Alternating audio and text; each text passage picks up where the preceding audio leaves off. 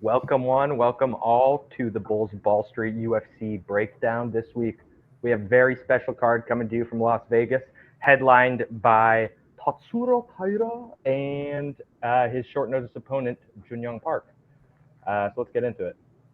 Bada bing, bada boom. That's where I walk in the room every time. Dale. All right, Pierre Rodriguez versus Ketlin Souza. I feel like we should actually be somewhat familiar with these names by now. I'm not gonna lie. Yeah, Especially Ketlin. I feel like we've seen Ketlin a lot. yeah, I feel like she's fought a couple times recently. Looks like I have the odds pulled up here. 2-1 favorite Pierre Rodriguez, Ketlin Souza, got a 2-1 dog. Which seems kind of interesting. I feel like this could be closer than that.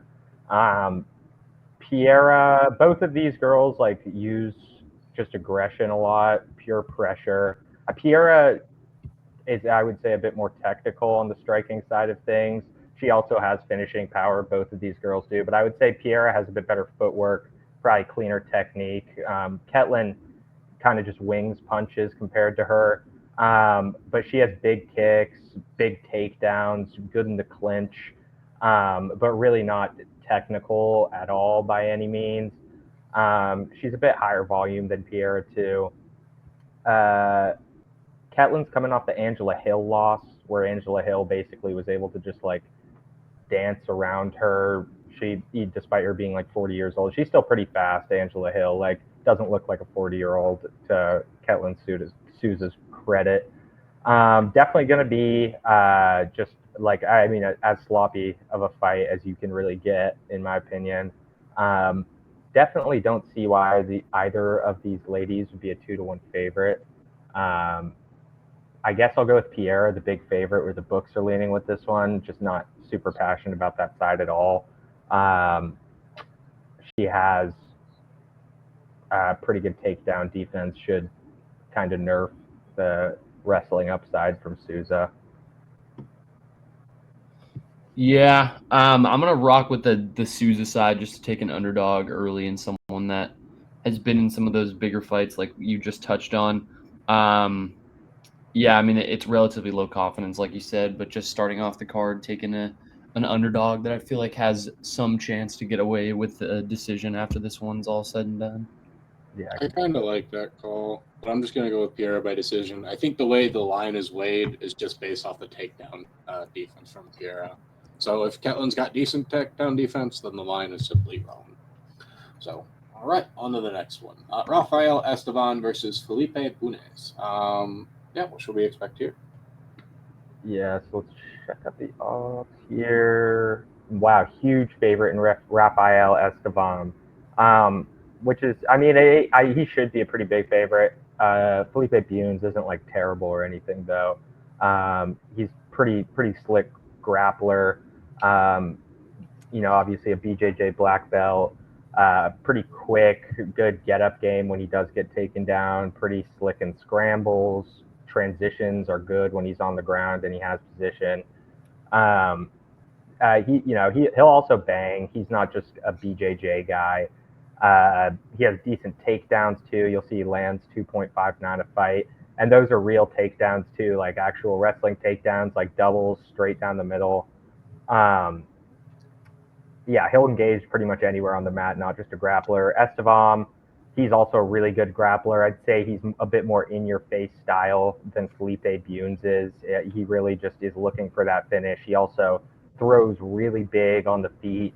Um, does a good job of once he eventually gets you to the ground. Um, Takedowns aren't as good as Bunes's are, I think, but he's absolutely nonstop. Like he'll get you to the ground eventually. Um, but he does a really good job at like piecing you up while you're on the bottom, while still like maintaining position, working towards a submission. Had a good win, I would say, over Jesus Aguilar, who's pretty good. It was a decision win most recently. Had a bunch of takedowns in that one. Estevam, I think it's going to be too much for Felipe Bunes here. Nasty grappler, should win. Odds are kind of crazy though. Yeah, maybe a little bit too far in the favorite category here. I don't know if 550 is fully deserved. and if the performance is really going to back that up. But I'm still trusting Estevam here. Not a ton of meaningful tape on the Muniz side of things that I've seen. I feel like it's one where you probably have to go back into some of the regional scene to see if some of those weaknesses are going to be exploited in this fight. But I'm just gonna trust the number. It's probably one that I stay away from though. Mm-hmm. Yeah, I'm just going to go with Esteban by decision here. See if he can get it done. All right, Nick Klein versus Andre Puliev. What should we expect here? Yeah, this will be a fun one. Nick Klein, Contender Series alumnus. He's largely a jiu-jitsu guy, super durable, really long too for this class. Or I guess Andre Puliev is going to be a lot longer in this one, but he fights long, good at managing range on the feet, decent takedowns, good jiu-jitsu, like I said. Not the best striker ever, really. You might remember him from the Mansour Abdul Malik fight, where early it got really sketchy for Mansour, and he kind of had him dancing around. Like he got hit him bad a few times, which was fun to see from the Nick Klein side of things. I don't like that was just like a minute long spurt from him, though. I don't think it really reflects like a ton of prowess in the striking department. But he was a huge underdog in that one, and he had Malik on skates. He'll come forward. He's super tough. Basically, he needs to get it to the ground to have a chance to win, I would say, because the striking really isn't great. But he is a dog for sure. And Andre Puliev is definitely like one of those fighters where if Klein doesn't get it to the ground, he's probably going to be in trouble because he's very, very comfortable on the feet, collected, is totally okay with just being technical, sitting behind his jab, nice tight guard, works all three levels, works the body really well. Takedowns are there in his back pocket if he needs them and he's losing the striking exchanges. I don't really think he's going to initiate takedowns here against a guy like Nick Klein, though. Coming off a decision loss to Christian Leroy Duncan. It's basically if Nick Klein can't get takedowns, he's going to get pieced up by Puliev on the feet. And I think Puliev will pretty much be able to do that. I think he's better. He's longer. Going to go with Andre Puliev. I'm curious what the odds are here. Yeah, I'm not the most familiar with either of these lads, to be completely.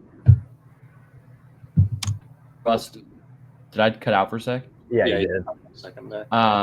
Not the most familiar with either of these lads, but I trust the money coming in early, and a lot of that sharp first money came in on the pool.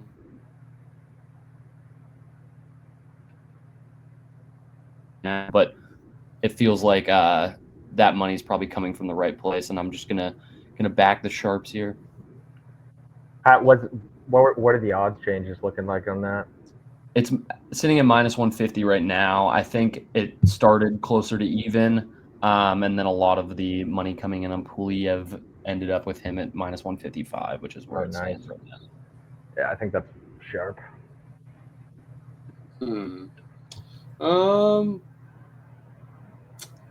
Debating on which way I want to swing here. I'm going to lean more towards the Nick Klein side and go against the market. Why not? Nick Klein stuff. I'll just go with Nick Klein by decision. See if the market's simply just strong on here. Because, I mean, if he gets the takedowns and whatnot, you never know. But going to decision with CLD is probably better for Puliev for what it's worth. All right. Rodolfo Vieira versus Trayshawn Gore. What should we expect here? Yeah, I'm a big fan of Trayshawn Gore. Like him a lot. He's at MMA Lab now with a bunch of good fighters. He's with like Suga, Cannonier, Batista, all those guys over there. So he's at a good camp now. He basically was just training out of a shack in North Carolina before that. So, obviously we can expect some, a greater degree of improvements fight over fight from him now, which is exciting. He's sort of a freak athlete, physically commanding, good jiu-jitsu, good wrestling, D1 wrestler. Going up against Rodolfo, who is just a freak athlete in his own right. BJJ black belt, super explosive, great takedowns, technical on the feet. It's kind of in a weird way. He has like an unorthodox striking style, but he is pretty technical. He takes his time, comfortable there. Coming off a decision loss to Andre Petrosky, which definitely is not the best look in the world. He wasn't able to get the grappling going at all. Just was a bit too boring, comfortable, just sitting there on his feet, basically, getting pieced up. And Trayshawn Gore, just he'll come forward at you the whole fight. Good wrestler. Just got thrashed by Marco Tulio, but Marco Tulio is a really good young prospect. I don't fault him too much for that. And and he's training with Sugar now in AZ and those guys. I think if his striking gets better, he could be a dangerous fighter. He's got that wrestling background. He definitely has the knockout power. Tulio is just too good of a striker for him in that fight. Gore's not the best for sure, but I do think he's improving. Like I said, I'm going to lean Rodolfo Vieira just because he's just a lot more well-rounded at this point in their careers. I don't really see him, Trayshawn Gore, like getting a sub on Rodolfo at all. I think if it stays on the feet, Rodolfo is technical enough to kind of just keep Trayshawn Gore at range and piece him up, grind him down. He has enough cardio, I would say, to do that. So I'll lean Rodolfo. Yeah, I have a bit of a different opinion here. I feel like Vieira has looked somewhat one-dimensional recently, where he's probably trying to fight towards a sub in most situations. And I feel like Trayshawn Gore, he's a good enough wrestler in order to stifle some of those takedowns. And if he can stifle those takedowns, I think standing up, technical ability is probably somewhat of a wash. I think Gore is technical enough that he'll be able to outstrike Vieira in some of those situations. And I think with the power gap, he will be able to land with a little bit more force and leave some damage on Vieira in those exchanges. So yeah, I think if Trayshawn Gore can just stifle enough takedowns and this one's standing, I don't see this one being as big of a favorite in the Vieira side as it's currently booked. So in a fight that I see is closer to even, I'm just going to take the underdog here. Yeah, I'm just going to lean towards the Rodolfo Vieira side here by decision. Yeah, I think it's going to be a decision on the Rodolfo side as well. Yeah, 20 takedowns with 0 landed on Chris Curtis, I just saw, which is nuts. Yeah. And then he just basically didn't shoot any versus Andre Petrosky. Yeah, a man of variety. All right, Rinya Nakamura versus Nathan Fletcher. If memory serves correct, I want to say Rinya Nakamura last time he fought was like a minus 1,100 favorite or something like that. Yeah, it was Muin Gafarov who kind of embarrassed him. Gotta love it. All right, let's see how that goes. Yeah, I like Muin Gafarov. I actually don't think he's very bad, and a lot of people were like, Rinya lost to a can, and I don't necessarily think, it's kind of a tough matchup when Rinya is, he's a world-class wrestler, and he's a jiu-jitsu black belt, but the striking is obviously not there. We saw it when he lost to Muin. He didn't try to wrestle at all, basically didn't shoot until late in the second. I don't know why he was striking at all, because he's had mixed martial arts fights before and he wrestled in those. I don't know what happened. Maybe the lights were just too bright. Maybe his team had a terrible game plan going into it, but he was just striking in that one. Didn't wrestle until he got dropped by Muin. So I think we can expect him to wrestle more here. At least you would hope they would switch up the game plan a bit here. And if you zoom out further, it's he's a very, very good fighter, especially when he uses all of his skills. Nathan Fletcher, really tough dude, good grappler in his own right. Striking, I would say, better than Rinya's. Always looking for a kill. Coming off win over Callan Lochran, which I really don't rate. I mean, the UFC has already cut Callan. I don't think Rinya is really a fraud. I think it was just bad game planning. I'm going to go with Rinya to beat Nathan. Yeah, I'm going to take Rinya as well. In that Lochran fight, Lochran was kind of bullying Nathan for a decent bit of that fight on the ground, using his grappling and things like that. And I just think Rinya is an even better grappler and wrestler than Loughran was. So I feel like in a situation like this, the optics might be even worse for the Fletcher side of things. And I think at the very least, you'll see a potentially stalled out fight with a lot of top control and things like that, where Nakamura just cruises to a unanimous decision and Fletcher isn't really able to fight back after that happens. Yeah. I'm going to go with Rinya by sub here. Not too crazy. I like it. And he needs to be aggressive here, dude, because like so much more aggressive than the Muin fight. He needs to be shooting basically chain wrestling, in my opinion, if Nathan's getting up on him. Like Nathan, he gets 3.5 takedowns a fight. Like if he's not the one initiating the takedowns, I feel like it could be bad. So I want to see Rinya go all out here. That'd be fun. I like it. All right, on to the next one. Danny Silva versus Kevin Vallejos. Yep, main card opener. This should be a fun one. Before we get to that, I guess we can just kind of pause at the previous one because I see it on ESPN here, so I don't know if it's the thing or not. But Austin Bashi versus John Yanis. I don't know if that's like short notice. Oh, that. I think that just got announced. Yeah, that wasn't a thing as of yesterday. Damn, that's. Bashi was a guy we covered in the Contender series, I believe. Mm-hmm. Definitely a prospect with some potential there that I feel like the hype is kind of starting to build up on. It seems like they gave him kind of a can here. He's a minus 600 favorite. Yeah. I expect him to probably cruise through that one, but it'll be interesting to get more of a real watch at him and see if he's a real contender, a guy with some promise in future fights. Yeah, totally. And he's super wrestling oriented. I feel like, they're probably, if I had to guess, setting him up against some dude who is, striking heavy that he'll just be able to toy around with to a decision or something. Let's see. John Yanis is Yanis. Where does he, what promotion is he from? Unclear. How do you spell Giannis? Oh, he was in Fury. Oh, cool. Yannis. His last fight was in Fury. Few knockouts, lost by rear naked choke. So it seems like probably what you were. Yeah, pretty much exactly what I was saying. Yeah.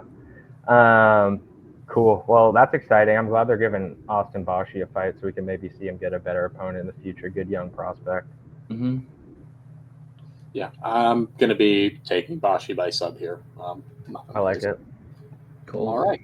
Now Danny Silva versus Kevin Vallejos. Let's get into it. And the odds for this one, we've got, minus 410 for Kevin Vallejos. Big dog in Danny Silva. It's kind of surprising. Danny is on a pretty good win streak here. A couple of split decisions, which, puts a little bit of asterisk on that. But he's a good striker. Not insanely dangerous, but he's super high volume. You'll see that he lands 7.36 strikes a minute, significant strikes, and he absorbs 7.96. So he also gets hit a ton, but obviously he's a guy you can trust to stay in their opponent's face. Pretty good takedown defense too. Really good takedown defense, sitting at 100% so far in the UFC. Coming off his third decision win in a row, this time over Lucas Almeida. And Kevin Vallejos, really good young prospect in my opinion. Good striker. He's also high volume with a better striking differential at 6.48, landed 5.7 absorbed. Good combos, nice straights, very dangerous, super comfortable on the feet. Not the best grappler in the world, but definitely something that's developing. He does have a couple subs on his resume, but definitely still developing his grappling. I think it should be Kevin, honestly, here, just because Danny gets hit so much and Kevin Vallejos hits so hard. So I'm guessing it's going to be a Vallejos knockout, but Danny Silva is a pretty competent technical striker. So I think this one could be a little bit more fun than the odds would reflect. Agreed. I'm gonna rock with Kevin here as well, though. it's definitely one that I'll stay off of, or maybe once there's specific method lines and stuff, maybe that's how you attack this one. But we haven't seen Vallejos really outside of a couple first round knockouts. Like we haven't really seen how he ages throughout a fight in later rounds and stuff. And Danny Silva has pulled off a couple gross split decision wins and stuff. So a guy that clearly knows how to hang in there. So this could be a fight where we see kind of what Kevin Vallejos looks like later into a 3-round fight. So it'll be interesting to get some extra data points. He also could just KO him in the first round as well, and then we'll have to wait until his next fight. But to me, I'm just not comfortable laying this big of a number on a guy where you just don't know what it looks like later in fight. So probably a pass for me, but I do think Vallejos is worthy of that number. I think that's a really good note about Vallejos never seeing really the later rounds. Yeah, like I think there's just some data that we haven't really discovered yet. So not one that I'm willing to go down with without that yet. I'm going to be rocking with Kevin Vallejos by knockout here. Just think that's how it's set up. I mean, if you can find a first round KO line or something, that might be what you want to attack based on his history. Yes, sir. All right. Neil Magny versus Elizeu Zaleski dos Santos. What should we get here? Super battle of the old heads right here. Got a 37-year-old versus a 38-year-old. Elizeu still looking pretty, athletically sharp. He's still fast. He's still explosive.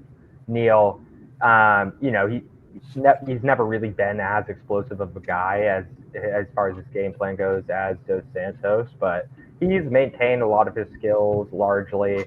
Also, that Neil gets matched up constantly against dudes that are younger than him, and this is finally a matchup where he has a guy that's his same age. The UFC uses Neil a lot as sort of like the gatekeeper for young prospects to test how good. Like if you can beat Neil Magny, you end up ranked. Exactly, yeah.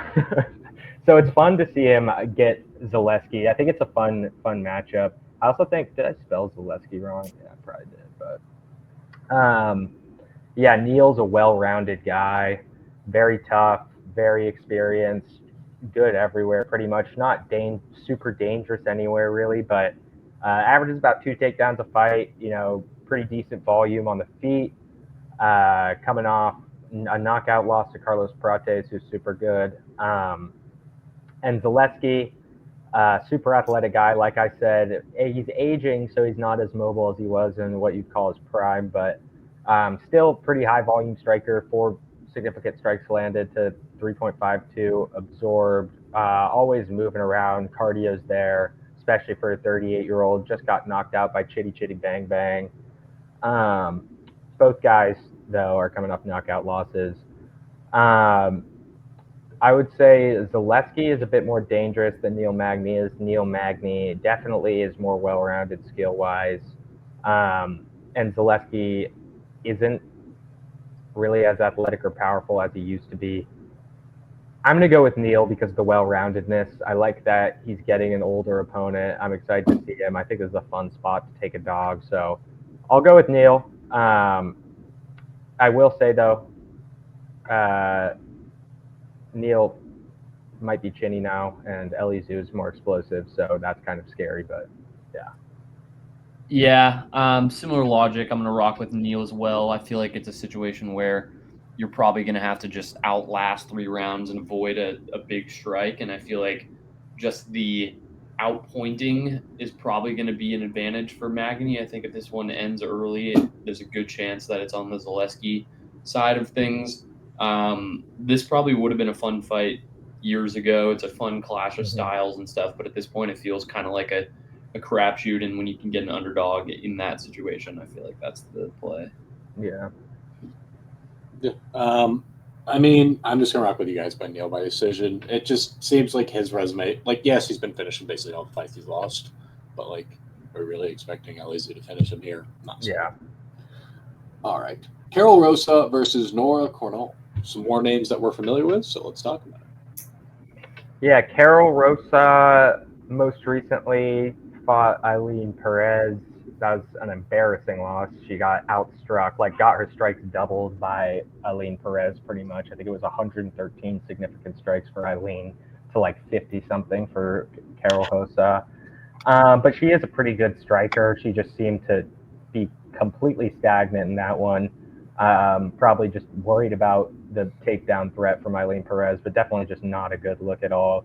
I mean, largely though, she has good takedown defense at 70%. Decent footwork on the feet, mostly a decision fighter. She's not really that dangerous. She has a good amount of takedowns, actually, surprisingly. Decent cardio, pretty high pressure fighter. She lands 6 significant strikes a minute, which is pretty high, and only absorbs 4.84. So Nora Cornell, very aggressive as well, mostly a striker, really, really tough in the clinch, has, sharp knees and elbows. Definitely a pressure-oriented fighter, good kicks, definitely has the ability to knock out her opponent. Doesn't really look to wrestle a ton at all, but jiu-jitsu is pretty good. She is coming off a submission win over Haley Cowan. And I think I'm going to go 2 dogs in a row here. That Eileen Perez loss just looked really, really bad to me. Nora Cornhole is the more experienced fighter. I think if Nora just comes out, uses that aggression to her advantage, make sure she's the one on the front foot, I think she can get it done here. So I'm going to go with Nora. Yeah, I totally see the line of logic. I just think her skill set outside of the striking realm is really hard to trust, and she's one of the more one-dimensional fighters you can find. And I feel like Rosa probably gets some sort of wake-up call after that last performance and puts in a little bit more being on the front foot and kind of wants to put the pedal on the gas here. Not the greatest wrestler by any means, but a significantly better wrestler than Cornell. So I think there's potential to stall this one out or even get towards a sub. It seemed like if things were even slightly different in that last fight for Cornell, it could have gone the other way very easily. It was just kind of one slip up that ended that way. So I think the wrestling here is going to be a bit more of a constant and something you can trust. And if that's the game plan, I like the Rosa side. Rosa by decision. Boring. And on to the next one. I'm going Nora knockout. Ooh, I like it. All right. And other news as well. Shannon Sharp has been fired from ESPN. Next one. Elvis Brenner versus Esteban Ribovics. Yeah, this will be a fun one. Odds on this one are looking like minus 230 favorite on the Ribovics side of things. Really doesn't surprise me a ton. Ribovics is a super good fighter, good striker, really technical, nice, tight striking, high guard, does a good job of leaping into opportunities when he sees it, definitely picks his shots well, comfortable striking, lands 8 strikes a minute to 5.92 absorbed, so just nasty technical striker, also great takedowns despite not shooting that much, good BJJ, pretty good in the scrambles, and he is coming off what I honestly thought to be a robbery against Nasrat Haqparast. Elvis Brenner, definitely a powerful dude, has a resume of knockouts behind him, has multiple wins as a UFC underdog, can definitely knock out pretty much anybody in this division, throws huge. Definitely also can get you to the ground, averages 1.23 takedowns per fight. But he doesn't really look for it quite as much these days just because he has kind of got those couple of knockouts. He's a bit more confident on the feet now. He's a good counter striker. Coming up with Joel Alvarez loss, which I rate. Joel Alvarez is good. But he was just basically throwing desperation shots from his hip in that one. Did not look good. He's super dangerous. Like, the power is all there. I just don't know if he's I think there's just levels to the striking, honestly. Like, I don't think he's technical enough to strike with Esteban. Esteban's also so fast. I don't see him getting caught. Yeah, this feels like a pretty easy minute winning situation for Ribovics here. That's kind of where Brenner has struggled throughout his career. His losses have come to decent fighters, but all of his wins are to guys that are no longer with the UFC. So that's not really a great sign. Not a great wrestler, which I feel like probably is the way to punish Ribovics. He's a guy with a super high motor, a lot of high pace. If you can stall that out on the ground, that's usually the move. But doesn't really feel like an option here for Brenner. He has pulled off some kind of moments of brilliance where he's turned the tide of a fight. So that's always potentially in the cards, but I like the Ribovics price tag here. Let's go. Yeah, I'm going to go Rebic by knockout, see if he can get it done here. All right. Mateus Rebecki versus Chris Duncan. What should we expect here? Yeah, Chris Duncan, the Scotsman, coming off 2 submission wins in a row over Balaji Oki and Jordan Vucenic. Yeah, he's a really tough dude. Kind of a guy like Elvis Brenner in the sense that he can be losing a fight and come back from behind and win it. Good grappling. 3 or 4.10 takedowns per fight. A bunch of takedowns already through his UFC career, coming off, like I said, those 2 submission wins. He also dropped Vucenic early in that fight, almost got the knockout win. Going up against Tatsuro Taira, who is pretty well-rounded, but I would say, largely a grappler, big strikes, but those are kind of there to set up the wrestling. He's fine with banging it out on the feet, though.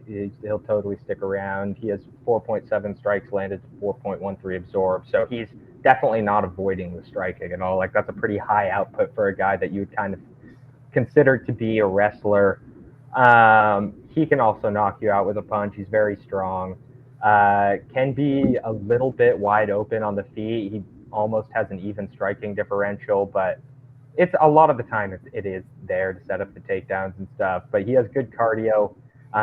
He's relentless. He set the pace. Looked good in the fight with Midik Bekoralbai. That was a really crazy fight. Chris Duncan, super tough dude, like I said.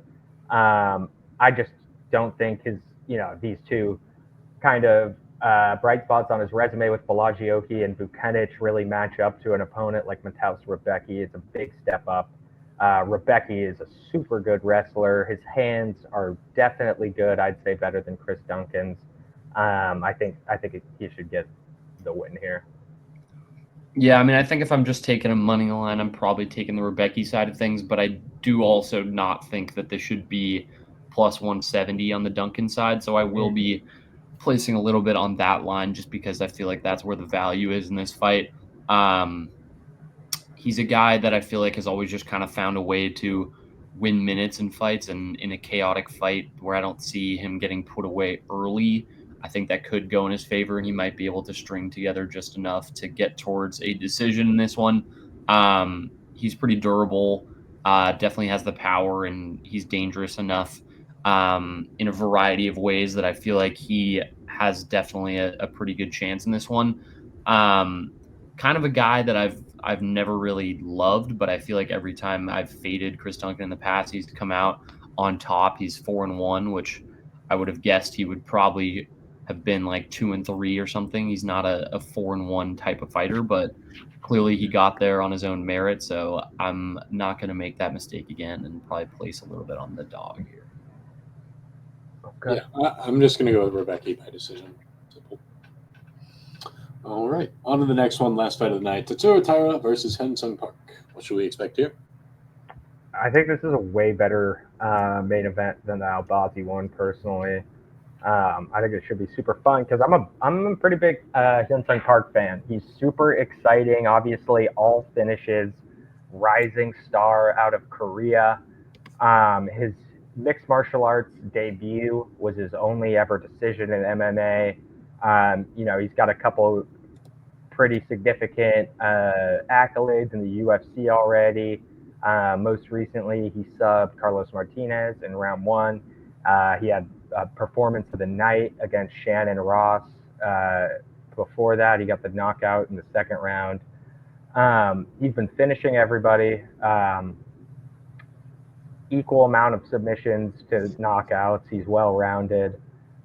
Definitely a tough guy to prepare for, especially when you only have a week's notice. But, that also plays a factor on the other side of things. It's, Park was not supposed to fight for a while. Taira will likely be the stronger fighter. You mess with that training timeline, it does play an impact on things. But yeah, Taira, really good grappler, really good takedown defense, or grappling defense, sorry. And, Park utilizes and leans on his grappling big time. So that's going to be really hard to do against a world-class grappler like Tatsuro Taira. Definitely, though, will be the best grappler that Taira's faced as well. It'll be fun. Taira did face Royval, who's a pretty good grappler, but Hyun Sung, really good takedown defense on his side. You'll see it's at 100% listed. Very powerful. I just think the grappling is going to be a bit too much. He's so creative with the grappling too. If you saw the leg lock against in his last fight, that was crazy. They both beat Carlos Hernandez, but you got to watch that leg lock takedown. It's one of the coolest things I've seen. Absolutely destroyed his leg. But I think Taira is just better overall. I think he's kind of got more in the tank for 5 rounds than Hyun Sung has. I'm going to go with Taira. Yeah, I'm taking Taira as well.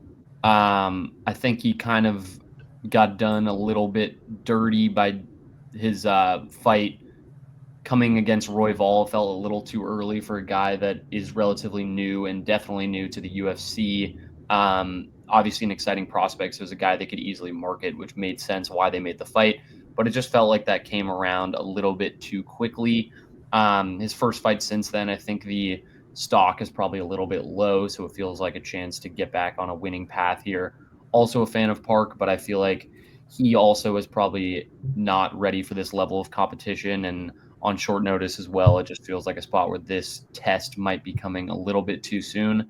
I think Park will probably find his way in and around these conversations eventually, but just felt like this might be a little bit rushed, and Taira is still a great fighter with a ton of hype that has died down a little bit, but I think it takes a turn back up in this one. I have Taira kind of wearing him down on the feet and then probably fighting towards some sort of ground and pound KO type situation. Taira by sub. He's still very young too, Taira, despite kind of having a Super decent young, amount yeah. of fights under his belt already. Yeah. All right. With that said, subscribe if you haven't already. Invest accordingly. And until next time, appreciate you all. And have a good day. Peace. Thank you.